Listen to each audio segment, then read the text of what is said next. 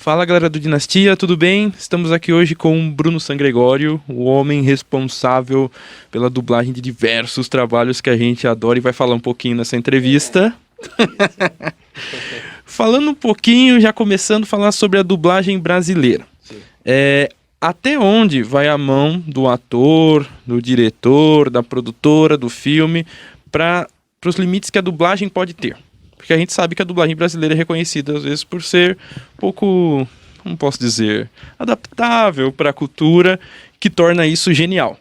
Até onde isso pode acontecer? Fala galera, beleza?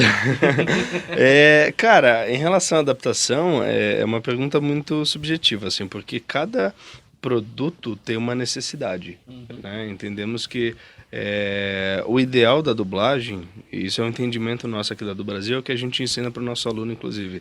A boa dublagem é aquela que passa despercebida. Então, por exemplo, quando eu faço um personagem que, sei lá, às vezes eu vou passar o final de semana na casa dos meus pais, por exemplo, e revejo um amigo de 10, 15, 20 anos atrás, sabe?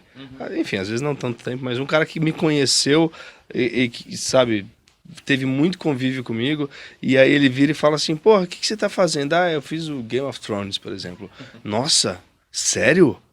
Cara, eu assisti e não te reconheci. Acho que esse é o melhor elogio que um dublador pode ter. Porque quando a dublagem chama atenção pra gente, alguma coisa tá errada, né? A ideia é que você, enquanto público, que você vá ao cinema, que você, enfim, assista o filme na sua casa, no Netflix, e que aquilo não chame atenção. Porque você tem que dar atenção pro produto em si, pro filme, pra série, não necessariamente pra dublagem. Embora a gente entenda também que existe o outro lado disso. Hoje a dublagem, eu considero a dublagem como um produto à parte também, né? Ela é um produto consumível. Muitas vezes você vai no cinema e o filme não é tão bom, mas a dublagem tá bacana e você acaba saindo feliz. Fala, o filme não é legal, mas a dublagem tá bacana, né? Acontece muito isso. E isso, inclusive, por conta é meio que uma consequência de dublagens como Chaves, Cavaleiros do Zodíaco, né? Sim. Então a gente tem um resultado de bacana em relação a isso. Dito tudo isso, como eu falei, é uma coisa que né, é uma coisa que a gente tem que lidar trabalho a trabalho, porque às vezes o cliente, ele quer fidelidade. E quando eu digo quer fidelidade, ele quer que você não mude uma vírgula do que está no texto, sabe? Sim. Às vezes o cliente fala assim, não, queremos que você mantenha tudo. Se tiver palavrão, você mantém palavrão, não é para censurar nada. Se não tiver, você não coloca. E a gente precisa fazer, de fato, algo muito mais fiel ali. Sim. Existem produtos, principalmente quando é um desenho animado, um produto de humor, uma coisa que tenha, vamos pensar assim, tenha menos compromisso em relação à questão cultural ou à questão política do país e que necessite, né, de memes e, enfim, precisa de gags ali, justamente para ambientar e fazer mais sucesso naquele país em questão. Esse próprio cliente vai passar esse briefing para o estúdio. Legal. Então ele vai falar para o estúdio, adapta à vontade. E aí o estúdio vai brincar com isso e vai fazer o que sabe fazer de melhor. Então, assim, eu não tenho nada contra a adaptação, desde que seja uma exigência do cliente. Sim. Quando o cliente fala para adaptar e para fazer e tudo mais, acho que fica bacana e que sim, sem dúvida, essa dublagem ela vai ser lembrada por mais tempo. Embora pode ser que ela fique datada, né? Tem que tomar cuidado para não datar também. Sim. Agora, enquanto dublador, eu acho que simplesmente alterar e colocar alguma referência ali no texto, alguma coisa que eu conheço, mas não necessariamente é o que está na tela, aí eu acho que não é legal. Porque isso seria mais um capricho meu, sabe? Eu querendo assinar o filme, e eu não tenho que assinar, eu tenho que fazer o que está na tela. Então é meio, né, relativo. Legal. E... a minha cadeira? Ah, tá. Peraí. Tamanho desse cara. E aí, tipo, daqui a 5 minutos ele vai estar morrendo de dor nas costas, sabe? Não, obrigado. Eu fico mais assim, tá bom. Começa no começo. Beleza, vamos lá. Na verdade eu tô assim, mas pra olhar pra ele. Você olha pra ele ou pra câmera? Porque eu já tenho 95 anos. Você prefere que eu olhe pra câmera ou que eu olhe pra você? Acho que pra você, né? A gente tá conversando. Vamos lá. Se manter assim, beleza. Vamos lá então, vamos lá. Beleza. falando um pouquinho sobre os produtos, né? Existe alguma diferença entre você fazer um trabalho para filme, animação e um game? E quais são essas principais diferenças que você vê? Cara, existem várias diferenças. Acredito que em relação ao filme e a uma animação, por exemplo, que, enfim, são produtos para a mesma mídia, né? Vamos colocar assim, os dois vão para o cinema, ou os dois vão para o streaming, para televisão, enfim. A maior diferença aí é a energia, em termos de interpretação, porque geralmente o filme vai trazer uma coisa um pouco mais realista, mais contida, e aí muitas vezes vão me escalar pensando que a minha voz é o que aquele personagem precisa. Então eu não vou ficar pensando numa voz para fazer, eu vou entender o que a tela está me dando, entrar em sintonia com aquela personagem, respirar junto com ela, entrar na mesma energia. A voz é uma consequência disso, entende? Mas é mais próximo de mim, que é diferente de um desenho. Porque o desenho, naturalmente, ele vai exigir mais energia e a gente vai brincar mais com a interpretação, que é uma coisa muito legal, porque é mais próximo do que o ator tem no teatro, por exemplo. É mais gostoso de fazer, mais divertido, sem dúvida. Então, essa diferença, eu acho que ela é muito clara. Agora, o game já é outra coisa. É totalmente diferente. E a diferença do game se dá por conta da técnica mesmo. Porque diferente de um filme que tem ordem cronológica, o filme tem começo, meio e fim, você sabe em que momento o seu personagem está dentro do filme, o que está acontecendo, e você, por mais que você não assista o filme inteiro, a gente vê aquele trecho, eu consigo assistir a cena, entender onde meu personagem está, qual é a função dele na cena, com quem ele está contracenando, eu consigo ver tudo isso, né, na cena em questão. No caso do game, não. A gente tem áudio, referência de áudio, geralmente, é uma planilha de Excel, e aí você escuta e grava na sequência, e eu não faço ideia em que momento meu personagem está dentro do jogo, quando aquilo está acontecendo. Porque são muitos arquivos de áudio que são gravados, cada game aí tem 30, 40, 50, 100 mil arquivos de áudio diferentes, pensando em todos os personagens, e como esse lance da localização para games, na verdade, é uma questão muito de programação, a mágica se dá na pós, né, quando vai para o cliente. Então a gente tem pouco do que é a nossa realidade na dublagem, né, em relação a sincronismo labial.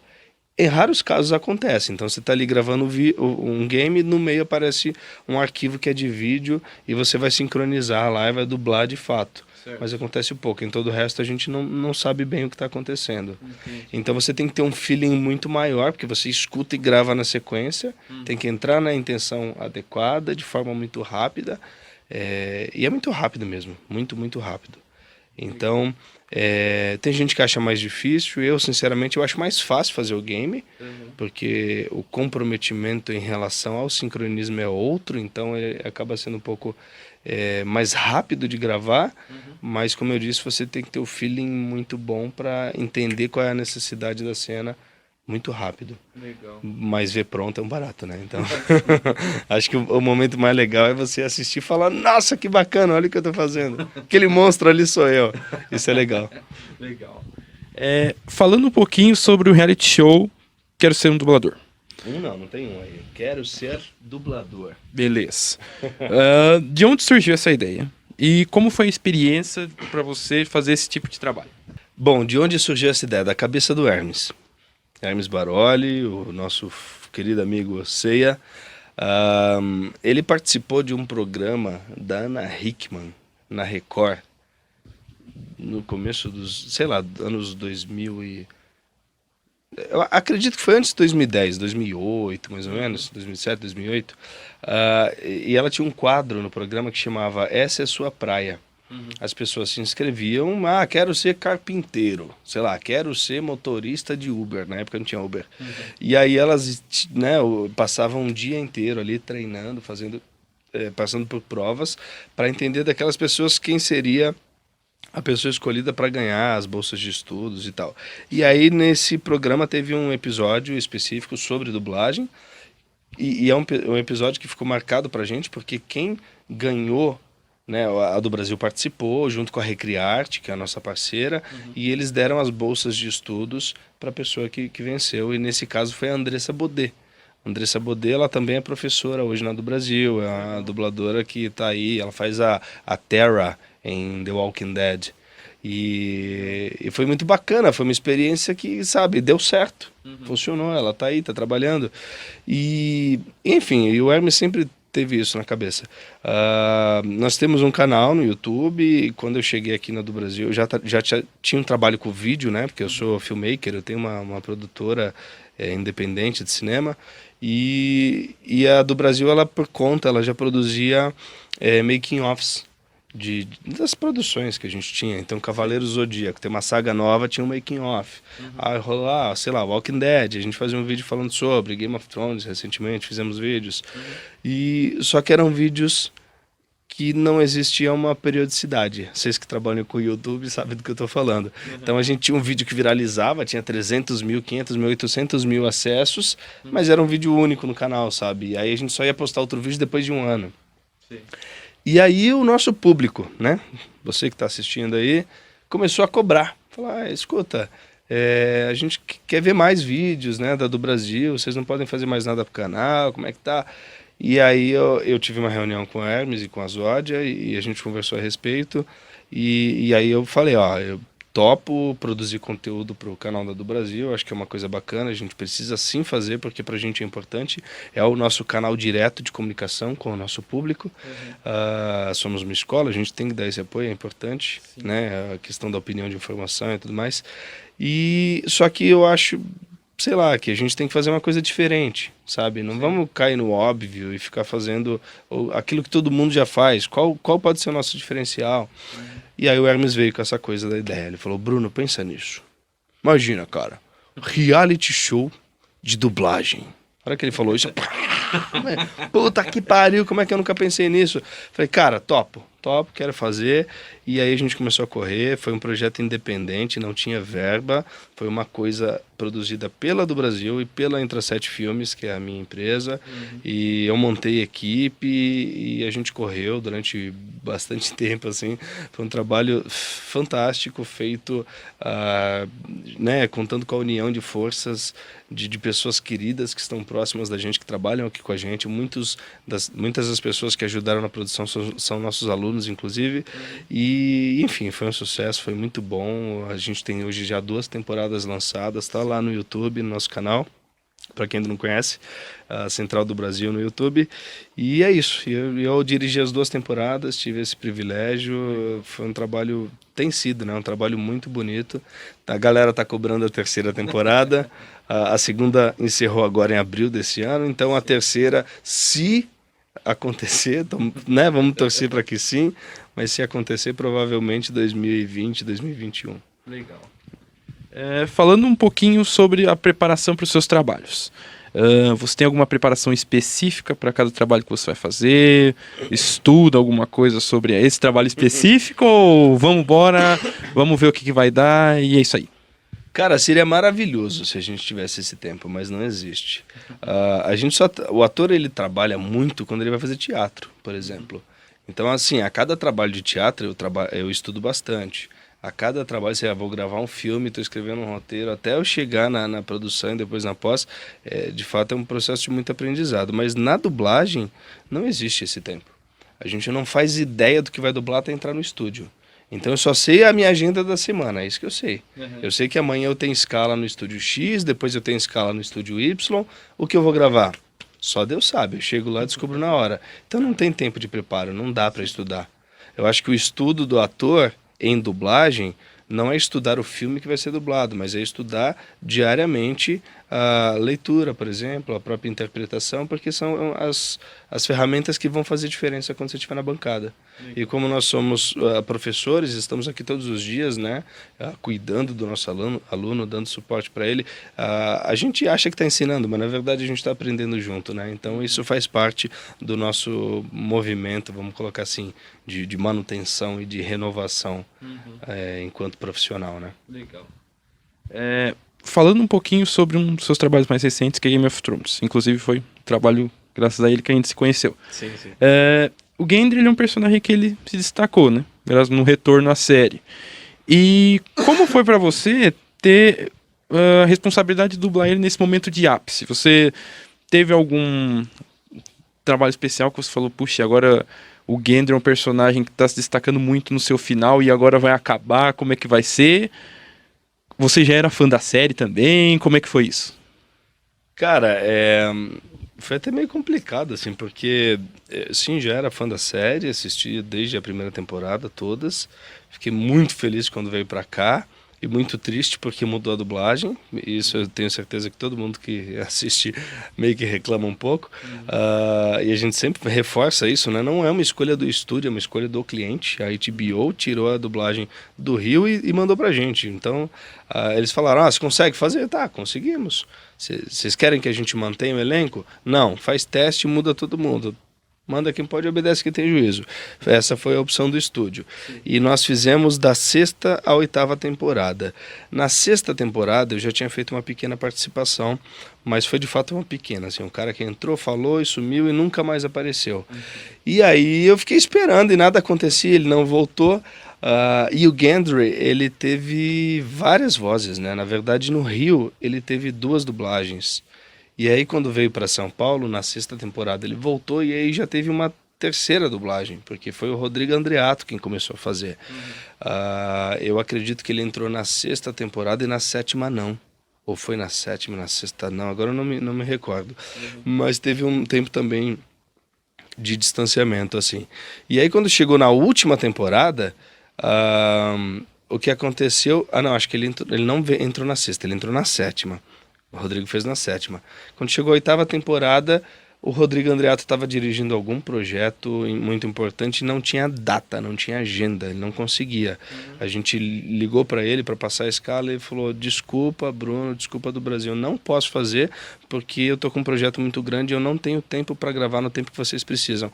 E como é um programa que tem lançamento mundial, né, todos os países exibem no mesmo momento, a questão aí é que existe um prazo muito curto entre você produzir e entregar o material para o cliente. Então a gente tem até o dia X para gravar. Se a gente não gravar até aquele dia, eu atraso a entrega, não dá para fazer outra coisa. E aí perguntamos para o cliente falou, ok, pode substituir. E aí o Guilherme Marques, que dirigiu as 2 últimas temporadas, me colocou na série. Então eu fiquei muito feliz, porque como eu falei, eu já tinha feito uma pequena participação, que para qualquer fã já é o suficiente. Você fala, nossa, pô, eu quero aparecer e morrer, tô feliz. Mas ter ganho esse presente, que foi o Gendry na última temporada, até porque foi uma das temporadas que ele mais participou, assim, de forma muito pontual, né? Ele não tem uma grande participação, mas ele participa de forma muito interessante, justamente por conta da relação dele com a Arya, né? Se você ainda não viu, vai ver, senão é spoiler. Mas que foi muito legal, foi muito legal. Eu só posso dizer que eu me senti honrado de verdade, porque é uma série que eu sempre curti, embora o final seja um pouco, né, polêmico, tem gente que gosta, tem gente que não gosta. Enfim, fiz parte, tô lá. E sempre quis ter um bonequinho Funko de algum personagem que eu dublei. Vivia procurando meu personagem do CDZ, não tem lugar nenhum, porque é um personagem que ninguém conhece. E aí eu ganhei um Funko do Gendry, fiquei feliz da vida. Então, sonho realizado. Legal. Agora, falando um pouquinho das curiosidades da sua vida. Que nós, procurando, achamos por aí. Ô louco! Ô louco, bicho! Nós descobrimos que você foi ou é dublê de Kung Fu. Você ainda atua nessa prática? É um passado distante? Como que é essa história? Na verdade é um passado bem recente. Um abraço, Guto, abraço a galera da Action Kung Fu. Cara, não é que eu seja Kung Fu, aliás, não é que eu seja um dublê. Eu participei de um evento de anime há 2 anos, é bem recente mesmo, em 2017, e eu conheci Gutenberg Lins nesse evento. O Gutenberg é dublê de ação, ele é mestre da aula de Kung Fu, e é um cara que faz preparação, né, e coreografia para diversos projetos de cinema, videoclipe, televisão. Ele é muito bem envolvido, muito bem engajado em todas as mídias. E ele, cara, a gente virou irmão, assim, sabe? Tá no coração. É um cara que a gente se identifica muito porque nós temos um ritmo muito parecido de trabalho. E eu, né, já fazia arte marcial, fazia Muay Thai, e aí eu decidi começar a treinar Kung Fu. Virei discípulo, né, pupilo, aluno, enfim, do Guto. E acabei entrando para Action Kung Fu. Então, em algum lugar lá no site deles, acredito que tem minha foto. Mas já faz algum tempo que eu não meio que me afastei um pouco, assim, porque correria, loucura. Comecei a gravar, eu quero ser dublador. Sim. Fiquei sem tempo para treinar e já tem um ano, inclusive. Vai fazer um ano agora em outubro, eu acho, que eu não treino, eu preciso voltar. Mas, então assim, profissionalmente, eu não cheguei a trabalhar como dublê. Como a Action é uma espécie de agência e como o Gutenberg trabalha com cinema, com televisão, eu como ator, para ele era interessante, né, ter o meu perfil lá no casting dele. Legal. Então eu estou no site da Action, disponível caso alguém precise. Ó, Bruno é ator e é dublê e tal. Eu luto, eu tenho noção de Kung Fu, mas eu nunca cheguei a fazer nenhum trabalho como dublê profissional. Mas faria tranquilamente, acho muito divertido. A gente participava dos treinos da Action, é muito legal. Legal. Bom, agradeço muito o seu tempo, Bruno. Obrigado. Eu agradeço em nome de todo o time do Dinastia essa disponibilidade em abrir a casa pra gente, legal. Receber para todo esse tempo, porque a dublagem brasileira é um trabalho que a gente ama muito. E conhecer pessoas como você, como a do Brasil, acho que é o maior orgulho que a gente pode ter. A gente torce para cada vez mais sucesso, mais trabalhos de renome a vocês e sucesso aí em frente. Obrigado. Eu que agradeço aí o bate-papo. É legal saber que isso tudo surgiu daquela entrevista na 89, barato. Para quem não viu, entra no site da 89 lá, procura o Geek Rock. Isso. Não lembro quando, mas teve um especial de Game of Thrones e essa galera tava lá. Engraçado que você falou de curiosidade, eu achei que você ia falar que eu toquei em banda, ou que eu fui garçom, ou que eu trabalhei com contabilidade. Não, isso não tem surgido, Aí o cara fala que eu sou dublê, velho, como assim? Nem perguntou do Danny Williams, que maravilha. Olha, curiosamente, Danny Williams, eu sou fifeiro. Olha aí, o cara é fifeiro, não fala do Fifeiro. Tem uma pergunta assim, só que eu falei, não sei, porque vai ser algo muito pessoal meu. Ele encerrando a entrevista e eu fazendo voltar. Tá aí, não, vamos lá, eu pergunto. Vamos lá. O Danny Williams, ele é um personagem que cresceu muito do FIFA 18 pro FIFA 19, certo? Sim, bastante. Como foi pra você essa evolução do personagem? Você cresceu junto com ele nessa dublagem? Ou pra você foi um trabalho normal, não teve nenhuma diferença assim específica? Ou você trouxe algo que você fez, você dublou ele nas duas edições. Você trouxe algo do 18 que você aprimorou para o 19 ou não? Cara, o que eu posso dizer é que a diferença é que ele aparece mais, basicamente. Quando eu fiz teste para gravar o Danny no 18, porque ele já tá desde o 17, mas o 17 não foi localizado. Foi muito engraçado, porque assim, eu concorri inclusive com o Fábio Campos, que também é professor aqui na do Brasil, ele fez o mesmo teste que eu, e aí eu passei. Quando eu fiquei sabendo que eu passei, né, eu liguei pro Fábio, aê, Fábio, peguei, chupa, deixa que brincando, sabe? E aí depois a gente foi conversar, ele gravou repórter no jogo. Ele fez repórteres, enfim, legal. Fez uns jogadores lá que aparecem pouco, tal, acho que o Lili, se eu não me engano. E aí ele me disse que gravou acho que 20 horas de campanha. Eu gravei, sei lá, 4 ou 5 horas de conteúdo no máximo. Falei, como assim, cara? Eu fiz o teste, gravei pouquinho, você que não... sacanagem, né? Depois que eu fui entender.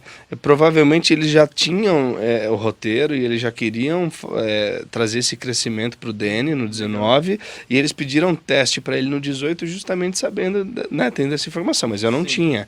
Então fui lá, gravei, foi bacana e tal, mas foi muito rápido, eu participei muito pouco. E aí ele voltou para gravar o 19, no caso a gente gravou isso ano passado, né, 2018, ou agora eu nem lembro mais se foi 2017, lançou em 2018. O 18 lançou em 17. Então o 19 lançou em 18. Isso. Mas eu acho que foi em 18 que eu gravei no começo do ano passado. E aí aumentou muito o número de horas de estúdio, eu acho que eu gravei mais de 20 horas e não tem nenhuma grande diferença em relação ao meu trabalho, a não ser o tempo mesmo entregue, a disponibilidade para coisa. Mas uma coisa curiosa depois do 17, eu corri para procurar quem era o ator que fazia. Falei, nossa, esse ator é bom, é bacana, eu gosto desse personagem. Eu não gosto de jogo de futebol, não gosto. Mas eu gostei muito da participação do Danny no FIFA, na campanha, porque eu falei, pô, eu nunca pensei que fossem criar um jogo de futebol com esse nível de conteúdo, com esse nível de história, com esse traço. E aí eu fui pesquisar o ator, chama Chris Walkers, eu adicionei ele, né, sigo ele no Instagram, e aí quando eu comecei a gravar o 18, eu mandava mensagem para ele. Chegou em alguns momentos eu tirar foto dentro do estúdio, eu mandava para ele e falava assim, ó, tô te dublando aqui e tal, não sei o quê. Então foi um trabalho muito bacana. Como eu falei, é um jogo que, de todos os jogos que eu fiz, eu acho que é o que eu gosto menos, enquanto jogabilidade, tá? Tô falando que eu não sou público mesmo, não gosto de futebol. Sim. Mas foi o personagem mais significante para mim em um game, justamente pelo crescimento dele, pela história que eles contam ali. Porque o Danny é um cara que de verdade cresceu muito, se você é fifeiro você sabe disso. E ele tem uma carga dramática, ele tem uma construção de personagem, uma evolução muito bonita. Então foi um trabalho muito legal. Legal. E agora, né, posso encerrar? Agora, pô. Galera do Dinastia Geek, obrigado, certo? Você que está aí. É isso, querido, não tem muito o que falar mais. Obrigado mesmo. Bruno San Gregório, me segue nas redes sociais, segue a do Brasil. Se ainda não viu Quero Ser Dublador, entra lá no canal do YouTube, procure, porque tem 2 temporadas inteiras. Tem mais de... Ó, a primeira temporada, se não me engano, eram 22 episódios, a segunda, 39. Tem, no mínimo, umas 60 horas de conteúdo para você assistir, e cada episódio é uma aula de dublagem, é sensacional. Legal. Certo? É isso. Obrigado. Muito obrigado, valeu pelo tempo. Valeu. É isso aí, galera. Até já.